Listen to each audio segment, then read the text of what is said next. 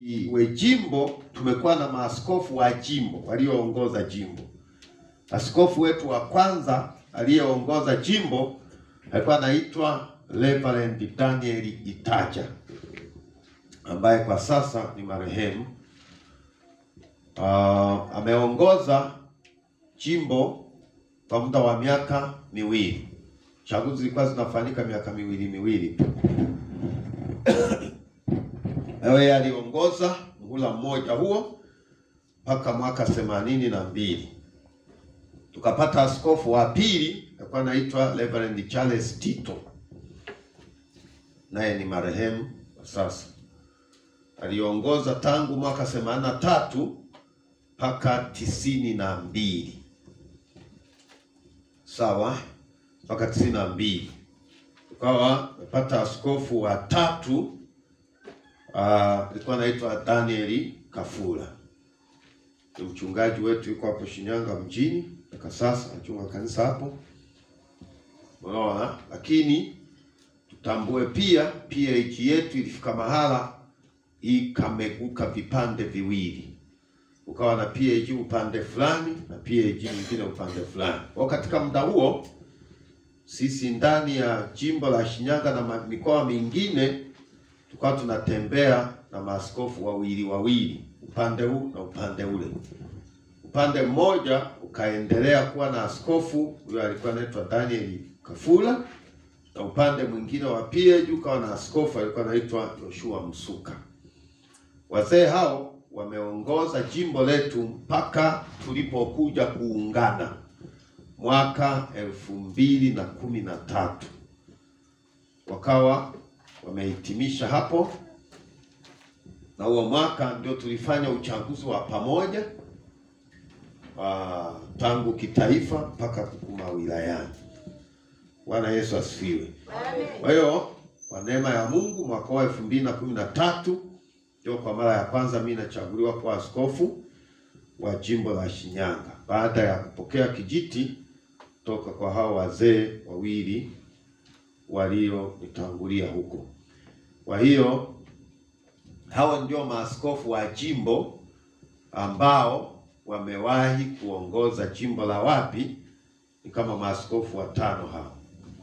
Bwana Yesu asifiwe. Na baada ya kuwa tumemeka makanisa ya Simiyu, si tukabaki tukatengeneza wilaya tokana na wilaya za kiserikali, tukazifuata ziwe wilaya kwenye dhehebu letu. Tukawa na wilaya ya Kishapu, tukawa na wilaya ya Shinyanga, tukawa na manispaa, tukawa na Kahama, tukawa na Ushetu. Kwa hiyo tuko na wilaya 5. Na ndani yetu tuna maasembuli yako 45 mpaka sasa. Maasembuli 45. Na tukiwa na makanisa yaliyosajiliwa yako 152. Na makanisa ambayo bado ni machanga yako 12. Kwa jumla unaweza ukaona tuko na makanisa 164, maasembuli 45, wilaya 5. Unaona? Lakini tuko na majengo ya kudumu yaliyomaliza kujengwa yako 34. Tuko na makanisa mengine yanajengwa, lakini tuko na makanisa ya muda yaliyojengwa kwa tope na kuazikwa kwa bati, mengine kwa nyasi yako 99. Unaona Kwa hiyo hapo ndipo mahala tunapoweza kuona mahala tumefanya nini, tumefika katika uimara wetu. Sasa kiu yetu ni kutoka hapo tuongeze idadi ya makanisa. Unaona, mpaka sasa tunako idadi ya washirika wakubwa na wadogo wako 960 waumini. Lakini tunatamani kuongeza idadi ya nini? Idadi ya washirika ndani ya makanisa yetu. Bwana Yesu asifiwe. Ndio maana tunasema kujenga kanisa imara lenye nguvu katika jimbo letu.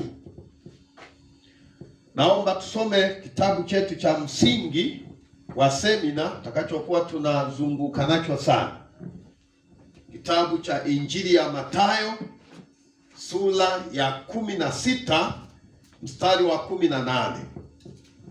Injili ya Mathayo 16:18. Tunaomba tusikilize, tusomewe mstari huo. Mwangalizi wa wilaya unaweza kutusomea samahani. Nami nakuambia wewe ndio Petro. Ndio. Na juu ya mwamba huu nitalijenga kanisa langu. Na juu ya mwamba huu nitalijenga kanisa langu. Wala milango ya kuzimu haitalishinda. Wala shetani pamoja na mapepo wake. Hiyo ndio milango ya kuzimu.